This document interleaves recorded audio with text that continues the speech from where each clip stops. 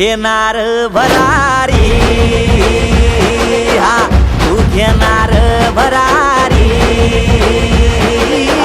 तू घेणार भरारी, तू घेणार भरारी।